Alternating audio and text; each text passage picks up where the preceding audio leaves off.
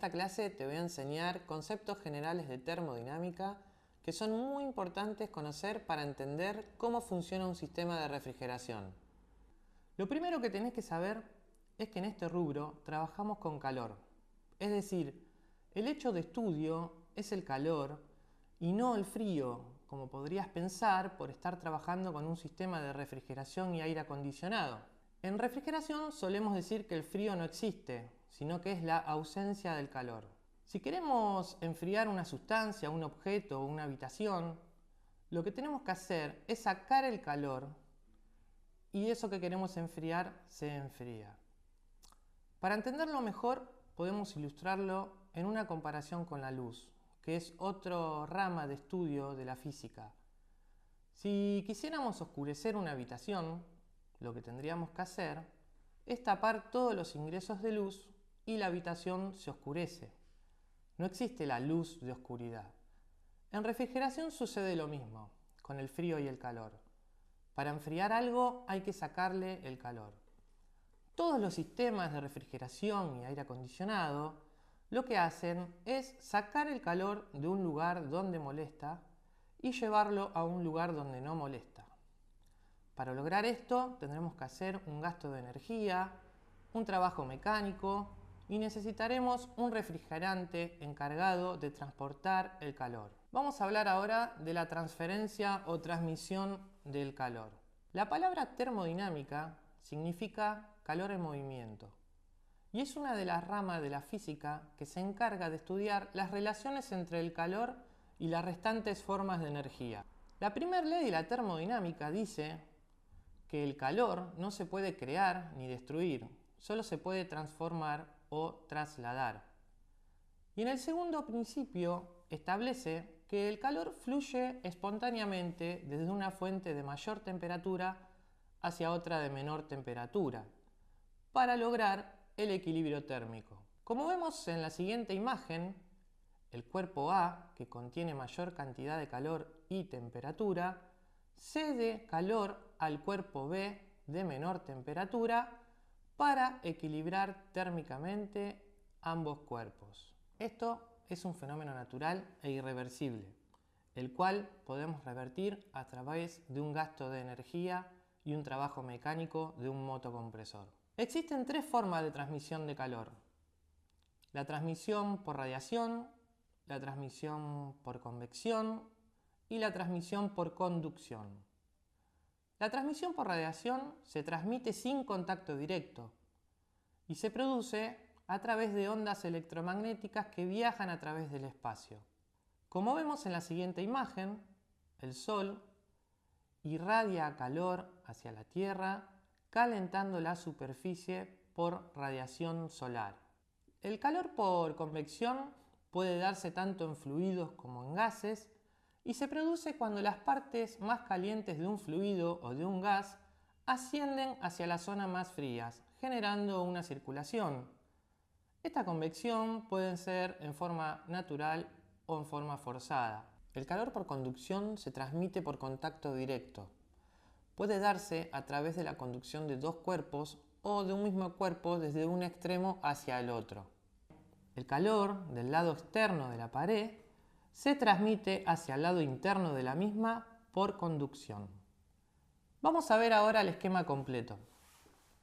El Sol irradia calor hacia la superficie de la Tierra, calentándola por radiación. Esta, a su vez, transmite el calor al aire que lo rodea por una convección natural, que a su vez transmite el calor a la pared. Y por conducción, el calor se va a transmitir desde el lado externo de la pared hacia el interior de la misma. Como ven, la forma de transmitir el calor por lo general se dan en forma conjunta y no en forma aislada. Vamos a hablar ahora de calor y temperatura. Todos sabemos que si aportamos calor a una sustancia, esta sustancia aumenta su temperatura. Y creemos o relacionamos que calor y temperatura es lo mismo, pero no es así, son conceptos diferentes. El calor es una forma de energía y esta energía yo la puedo utilizar para desarrollar un trabajo, la puedo transformar en otro tipo de energía o la puedo trasladar hacia otro lugar. En cambio, la temperatura es un índice de nivel térmico que me indica qué tan caliente se encuentra una sustancia. Pero que una sustancia esté más caliente que otra no significa que contenga mayor cantidad de calor. Vamos a ver un ejemplo. En la siguiente imagen se observan dos recipientes, uno de mayor tamaño que el otro, que contienen agua. Si aportamos calor, la temperatura del agua en ambos recipientes van a llegar a 100 grados centígrados, siempre y cuando estemos a nivel del mar. Ahora bien, el recipiente que contiene mayor cantidad de agua contiene mayor cantidad de calor y sin embargo ambos se encuentran a la misma temperatura. La temperatura tiene una unidad de medida y el calor otra unidad de medida. Existen varias escalas para medir temperaturas, pero hay dos que son las más utilizadas. La escala de grados Celsius o centígrados es una de las más utilizadas, pero hay países como en Estados Unidos que se utiliza la escala de grados Fahrenheit. Ambas escalas se utilizan para medir temperatura, pero la diferencia entre ellas radica en el científico que las diseñó y en el método que utilizó para establecer las escalas. Las dos tienen que ver con el punto de fusión del agua y de evaporación del agua. La escala de grados Celsius está dividida en 100 partes, 0 es el punto de congelamiento del agua y 100 grados el punto de ebullición, mientras que en la escala Fahrenheit, 32 grados Fahrenheit es el punto de congelamiento del agua y 212 grados Fahrenheit el punto de ebullición. Es una escala que está dividida en 180 partes. Existe una formulita muy sencilla para poder convertir de una escala a la otra que la vamos a ver en la imagen. Los grados Fahrenheit menos 32, dividirlo por 1,8 y vamos a obtener el resultado en grados centígrados. Son 24 grados centígrados de los 75,2 grados Fahrenheit que anotamos en el principio. Si quisiéramos hacer a la inversa y obtuviéramos un valor en grados centígrados y quisiéramos compararlo cuántos grados Fahrenheit equivalen, tendríamos que hacer la siguiente fórmula. Grados centígrados por 1,8 y al resultado más 32. Y nos daría 75,2 grados Fahrenheit. Vamos a seguir hablando del calor. Para poder cuantificar o medir la cantidad de calor que necesitamos aportar o sacar de algún ambiente, se utiliza una unidad de medida. Una de ellas es la kilocaloría. La definición de kilocaloría dice que es la cantidad de calor que se necesita para elevar 1 grado centígrado una masa de 1 kilogramo de agua. ¿Qué quiere decir esto? Que yo necesito una cantidad de calor de 1 kilocaloría para aumentar 1 grado centígrado 1 litro de agua. También tenemos que saber que cada material o cada sustancia tiene su propio calor específico. El calor específico de una sustancia es la cantidad de calor que se necesita para elevar 1 grado centígrado una masa de 1 kilogramo de esa propia sustancia. Por ejemplo, como recién dijimos, la del agua es 1. El calor específico del agua es 1 kilocaloría sobre grados centígrados por kilogramo. El hielo, su calor específico es 0,5 kilocalorías sobre grados centígrados por kilogramo. Si hablamos de calor, tenemos que saber que existen dos tipos de calor: calor sensible y el calor latente. El calor sensible es el calor que aportado o sustraído a una sustancia produce una variación de la temperatura de esa sustancia. Por ejemplo, si ponemos un recipiente con agua a 80 grados y le aportamos calor, por cada kilocaloría que le aportemos, el agua va a aumentar 1 grado en su temperatura.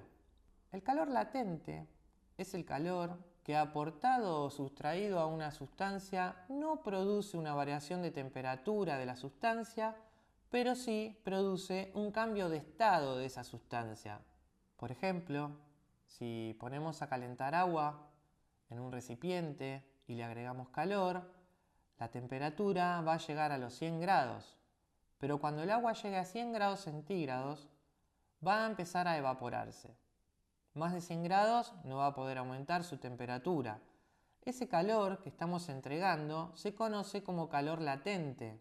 Latente quiere decir oculto y es un calor que no se refleja en el termómetro, pero sí cambia de estado a una sustancia. La suma de estos dos calores, del calor sensible y del calor latente, se conoce como entalpía, que representa el calor total. Bueno, para comprender un poco mejor el calor latente, el calor sensible y los cambios de estado de la materia, vamos a ver este cuadro que tienen en la imagen y a explicarlo detalladamente. Esto es un estudio que se realizó en un laboratorio, se realizó sobre un cubo de hielo de 1 kilogramo y se introdujo un termómetro en su interior, el cual nos indicaba que tenía una temperatura de menos 20 grados Celsius. En el punto A se puede observar que el hielo está a unos menos 20 grados Celsius y se le empieza a aportar calor. A medida que se va aportando calor, se puede observar cómo la temperatura del hielo empieza a elevar y por cada kilocaloría que se entrega, la temperatura aumenta 2 grados Celsius. Esto es debido a que el calor específico del hielo es de 0,5. Cuando llegamos al punto B, tenemos hielo a 0 grados. Si nosotros seguimos aportando calor, este hielo va a comenzar a fundirse.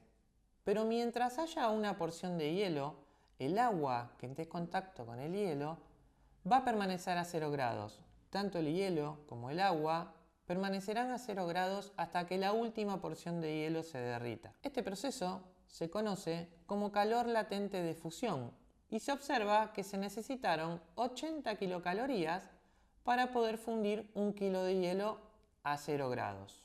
Como pueden observar, en la escala de temperatura no se produjo ningún aumento. Sin embargo, se necesitaron 80 kilocalorías para poder fundir el kilo de hielo. Si seguimos aportando calor, podemos observar que por cada kilocaloría entregada al agua, el agua aumenta 1 grado centígrado, debido a su propio calor específico. Se necesitaron 100 kilocalorías para poder elevar la temperatura del agua de 0 a 100 grados. Esto se conoce como calor sensible porque produce un aumento de la temperatura. Cuando llegamos al punto D, el agua va a estar a 100 grados centígrados. Si seguimos aportando calor, más de esa temperatura no va a poder subir. ¿Qué va a pasar? Va a empezar a evaporarse. Entre el segmento D y E, el agua va a comenzar a evaporarse y se observa que se necesitaron 539 kilocalorías para poder evaporar 1 litro de agua a 100 grados. Este segmento se puede dividir en 3 sectores. En el punto más cercano al punto D, podríamos decir que tenemos un líquido saturado. Cuando una sustancia se encuentra en estado de saturación, significa que existe líquido y vapor. En la zona del medio tenemos una zona de mezcla y en la parte más cercana al punto E tenemos lo que se conoce como un vapor saturado. En este segmento es en el que en general se encuentran los refrigerantes dentro de las garrafas. Se dice que están en estado de saturación porque convive tanto el líquido como el vapor. Cuando llegamos al punto E, tenemos 100% de vapor. Si pudiéramos recoger todo este vapor y poder seguir aportándole calor, lo que obtendríamos sería un vapor sobrecalentado, que por ejemplo es el estado en el cual se encuentra el refrigerante en el tubo de descarga de un motocompresor.